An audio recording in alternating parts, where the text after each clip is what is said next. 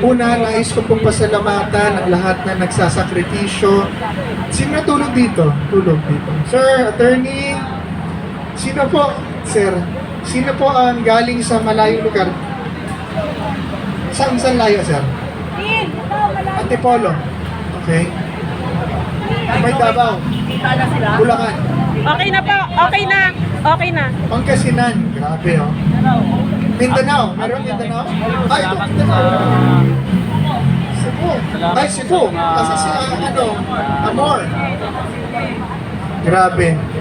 Ma'am Gracia. Salamat po sa inyong sakripisyo na ginagawa at pagpapakita ng inyong pag-ibig sa bayan. Yan po ang yan ang kailangan gayahin ng mga Pilipino ngayon. Kailangan ho tayo ay magpakita, pumunta, magsalita, magsama-sama. Maraming salamat sa inyo. Dahil doon po nakikinig ang gobyerno o doon nakikinig ang mga opisyal. Okay na nasa Facebook tayo, commenting, liking. Pero kung ayaw nyo na natasosobrahan na po kayo, doon sa mga nababalitaan natin na pagmamalabis sa pera ng bayan at kapangyarihan ng ating mga namumuno sa pamahalaan, kailangan na po tayong magsama-sama at manalangin. Ito po ang pinakamalakas sa paraan na parang tayo mapakinggan. Ngayon, kukunti tayo. Pero meron ako sa inyong gustong ikwento. Pag binuksan niyo po ang Judges chapter 6 hanggang 8. Ito po ang storya ni Gideon, isa sa pinaka-paborito ko pong hero at judge ng Israel. Si Gideon po ay inatasan ng Diyos na lumaban sa napakarami nilang kalaban na binihag na ang Israel at tinakot sila at ninakaw lahat ng kanilang itinanim, kinakain.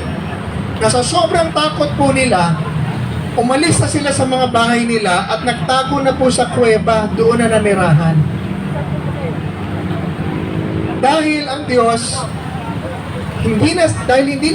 nagalit sa kanila dahil hindi na sila sumusunod sa utos ng Diyos. So ibinigay sila sa kanilang mga kaaway, ang bayan ng Israel. Tapos, one day, nung si Gideon po ay nakatago at inaani yung kanilang mga tinanim na patago, dahil hindi ho niya pwedeng anihin at hindi sila pwedeng ganito ang ginagawa ng mga Midianites, ng mga kalaban nila. Papabayaan silang magtanim sa kanilang sariling lupa. Pag tumubo na yung tanim, kukunin at lulusubin ng lahat ng kanilang ani at iiwanan ng buong bayan na walang pagkain. Wala po silang magawa dahil ang dami ng kalaban, mas malakas ang kalaban, wala silang magawa. Kaya sa sarili nilang bayan, patago-tago sila na parang daga. Isang araw, biglang nagpakita ang Diyos kay Gideon habang nakatago na inaani yung kanyang mga pananim. Can you imagine po anong klaseng buhay meron ka na doon ka na sa sarili mong bayan, inaani ang sarili mong tanim, yung pinagtrabahoan mo, pero hindi mo pwedeng gawin nakita ng mga tao dahil pag nakita ng mga tao na nakatingin na inaani mo na yung tanim, baka kapatayin dahil sila nga ani ng tanim mo. Parang ngayon po sa ating bansa, kaya mainit.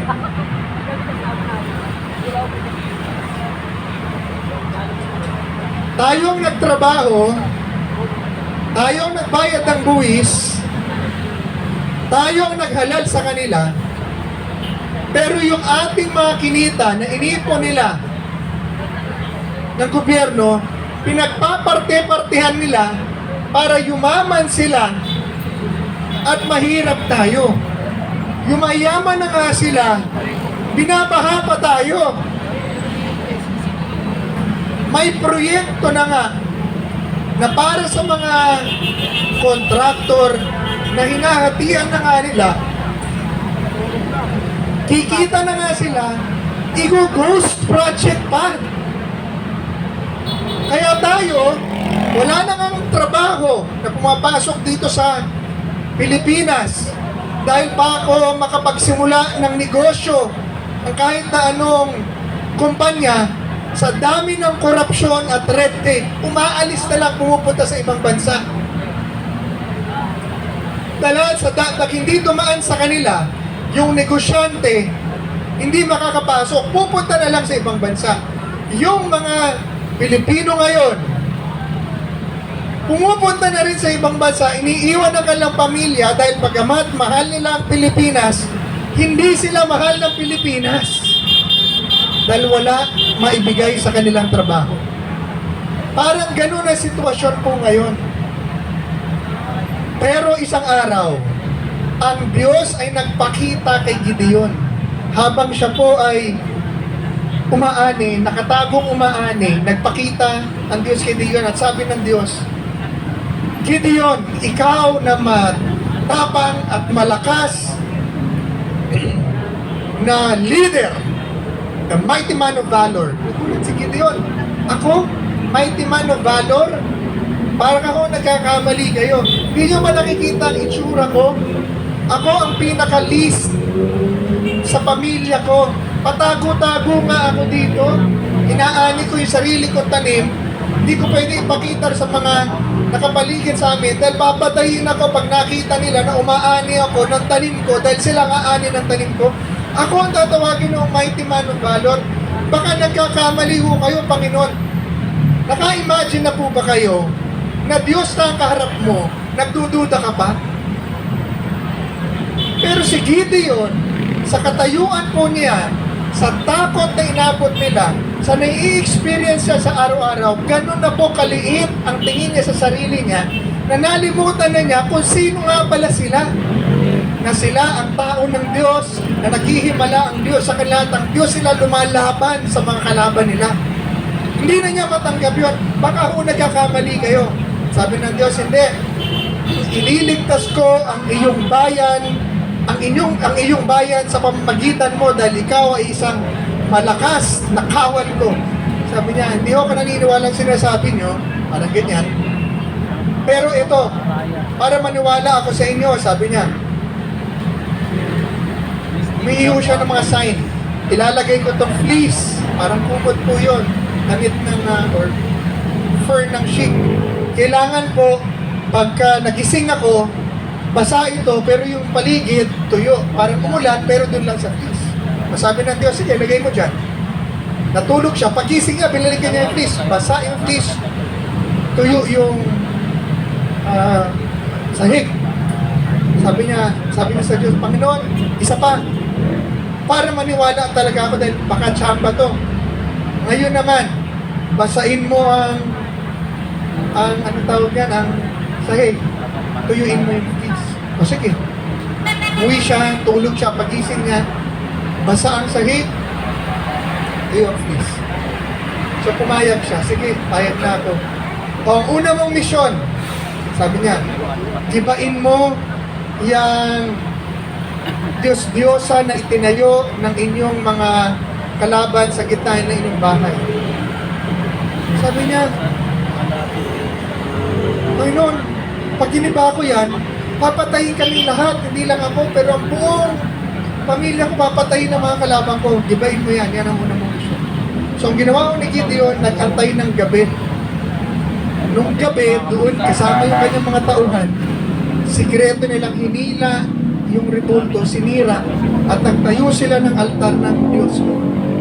Pagising po ng mga tao, nagulat, sino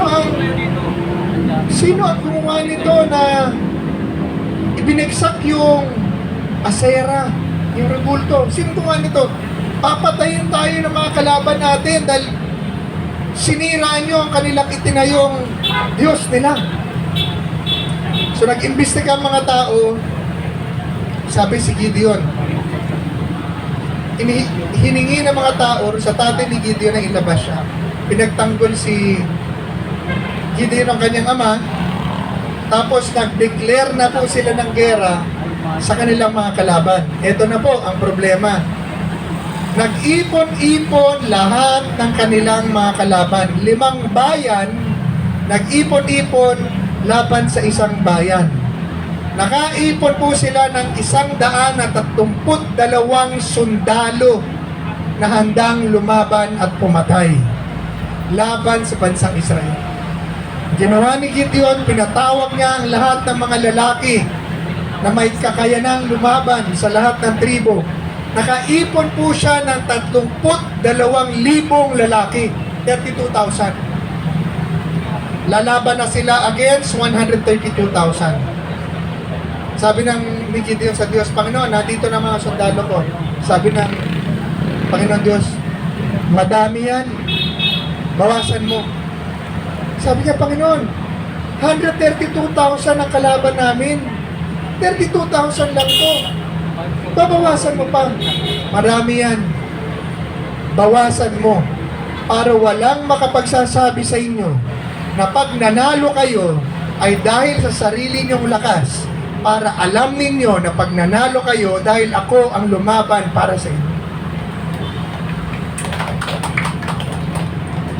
Sabi ni Gideon ngayon, pinuntahan niya yung kanyang mga sundalo, sabi niya, okay, lahat ng natatakot, lahat ng nininervyos, lahat ng bagong asawa lang, umuwi na kayo. 20,000 pong lalaki ang umuwi. No, 22,000 na lalaki ang umuwi.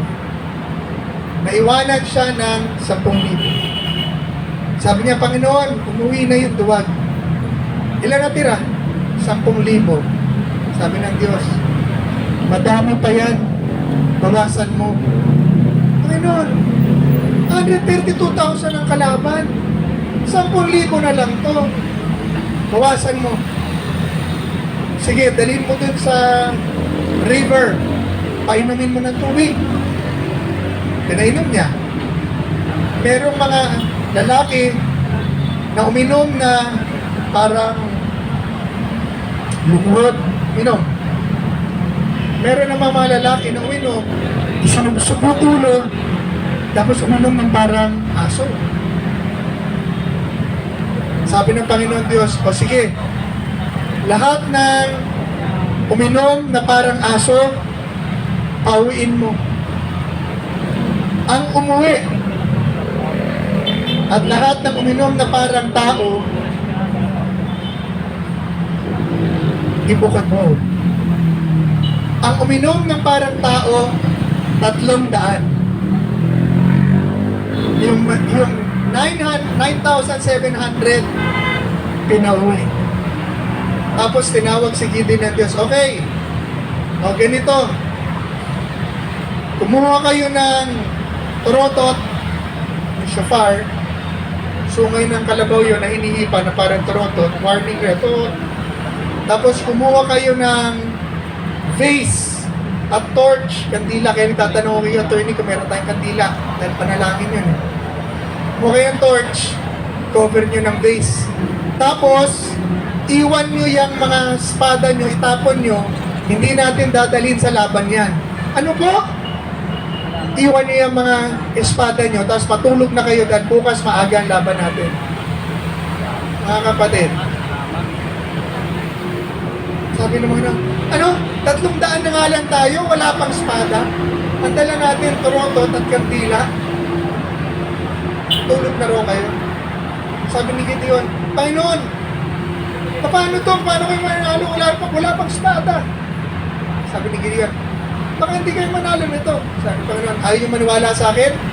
O sige, magpadala ka ng tao rin sa kampo ng kalaban. Kampo, para tayo ngayon nakakampo. May kampo yung kalaban. Padala ka ng mga tao, spy, doon sa kampo ng kalaban, at pakinggan mo kung ano pinag-uusapan nila. So pumunta po yung mga spy ni Gideon sa tent na parang ganyan. Napakinggan po nila na yung mga kalaban ay nag-uusap. Sabi ng isang lalaki, napaniginipan ko Meron daw isang malaking tinapay na sinlaki ng malaking bato na gumugulong mula sa bundok, ginulungan ng ating tent, ang ating kampo. Namatay tayo. Yun ang tinapay at bato ni Gideon dahil lumalaban na para sa kanila ang kanilang Diyos. Mamamatay tayo. Sabi nung, yun ang pinag-uusapan doon. So numarinig yun ng mga spy, bumalik po sila kay Gideon at inireport, Boss, ito ang kwentuhan doon. Mamamatay daw sila dahil napanaginipan, binabangungot po sila. Tinatakot sila ng Diyos. Nung marinig ni Gideon po yung nangyari yun, tinawag yung mga kalakan, sige, lulusot na tayo, kunin ang mga Ark of the Covenant. Pinanguna yung panalangin. Dali ng inyong mga kandila, dali ng inyong mga vase at saka ang inyong trotot, pinalibutan na po nila yung kampo ng kalaban. At sa hudyat po ni Gideon, hinipan yung shofar o yung trotot, pinalo yung vase, lumabas yung kandila at sabay sumigaw sa pangalan ng Panginoon at ni Gideon. Nagulat po yung mga kalaban, nagtayuan sa gitna ng kanilang tulog at nagpatayan ng kanya-kanyang nagpatayan. Nanalo po si Gideon. Mga kapatid, yung pinakamayayaman at pinakamakakapangyarihang politiko na nag-aabuso sa pera ng bayan at sa kapangyarihan ng bayan, takot na nagmamadaling umuwi doon mula sa Kongreso dahil naandun kayo, pinapato nyo ng kamatis. Sinasabi nila doon, umuwi na tayo dahil pag pumasok dito yung mga ngayon, baka gutay-gutayin tayo yan. At yung pinakamakapangyarihan na amo nilang lahat, pinakamakapangyarihan ngayon sa buong bansa, makapangyarihan pa sa Pangulo na opisyal, nag-resign dahil sa inyo. Ano bang meron kayo na nakakatakot? Kamatis! Mga kapatid, kayo at tayo ay nanalo hindi dahil malakas tayo, pero dahil ang Diyos ay lumalaban para sa atin. Sabi po ng Diyos, it is not by might nor by power, but by the Spirit of the Lord. Mga kapatid, mga kababayan, ikinikwento ko po sa inyo ito para hindi tayo magkamali. Pagka nanalo tayo, sasabihin nyo dahil magaling kami, dahil malakas kami, dahil matalino kami, mali po. Kaya po tayo nanalo dahil mahina tayo, dahil konti tayo, dahil wala tayong laban sa kanila, pero nananalangin tayo at tumatawag sa Diyos, kaya ang Diyos ang lumaban para sa kanila.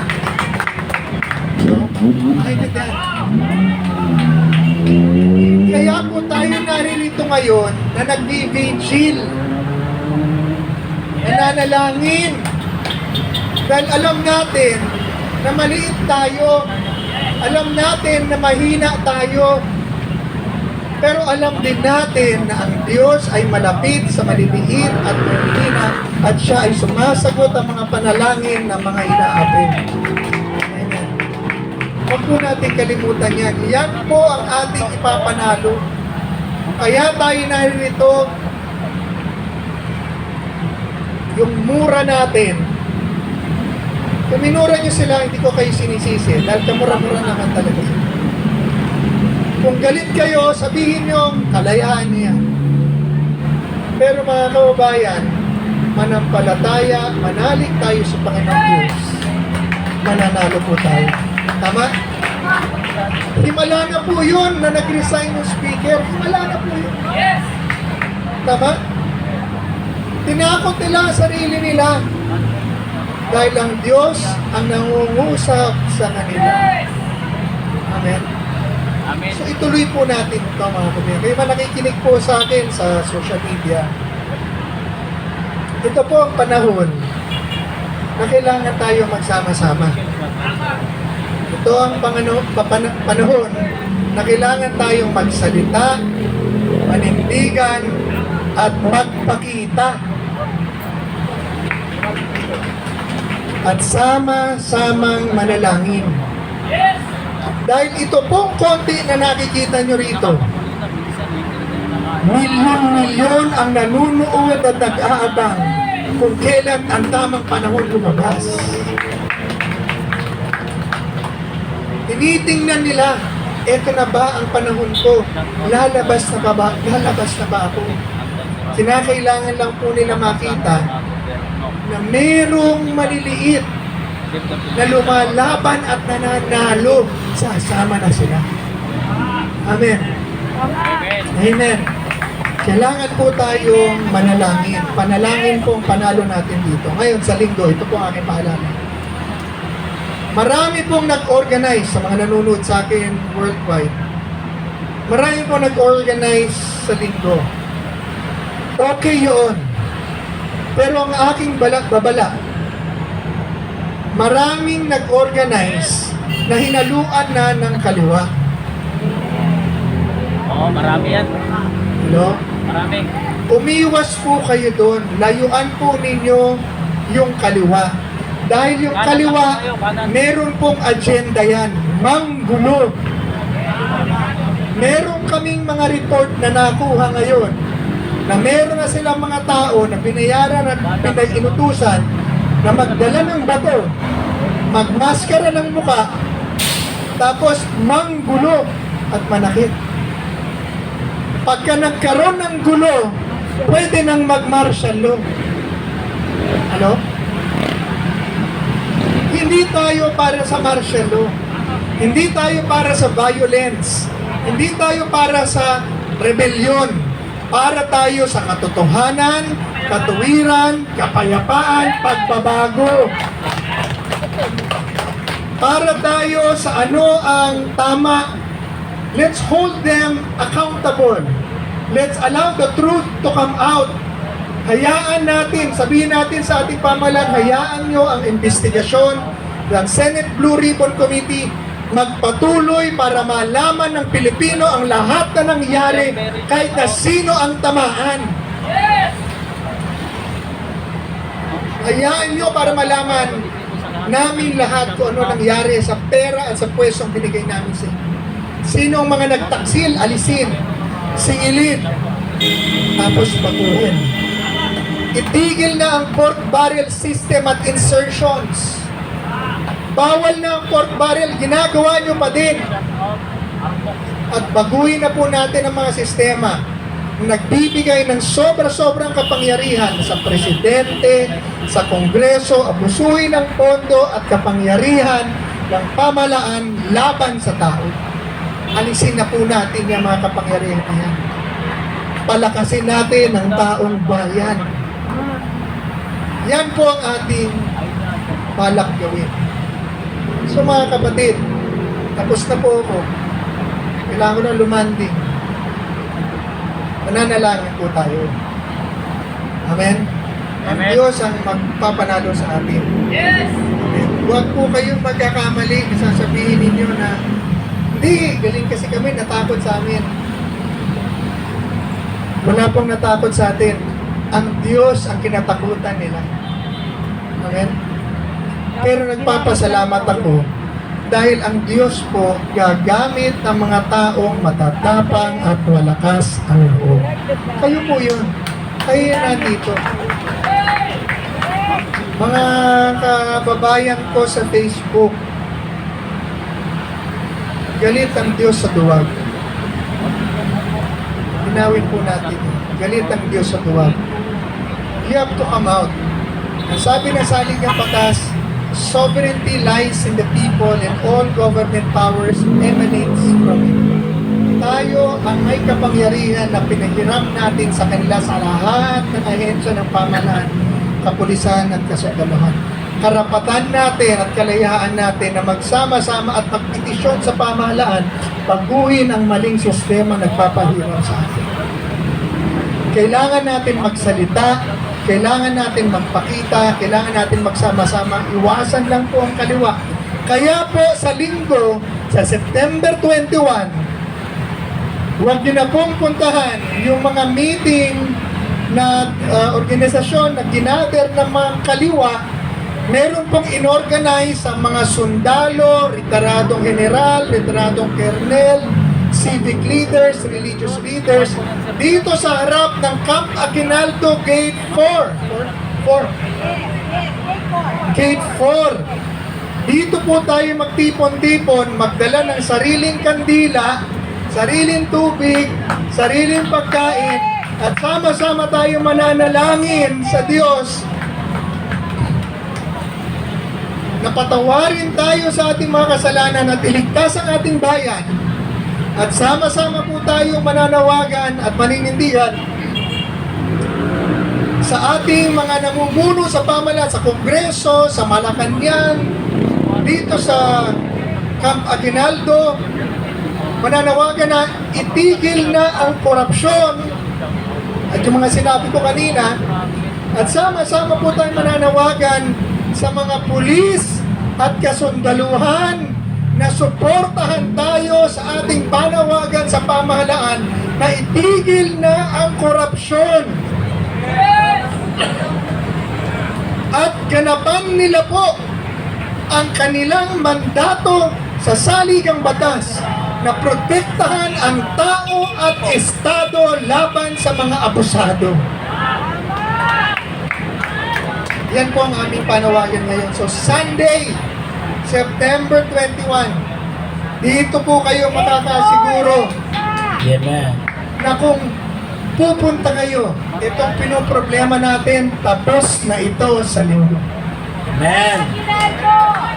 Sinong sasama sa akin? Ask him. Tumayo po tayo lahat, mananalangin tayo.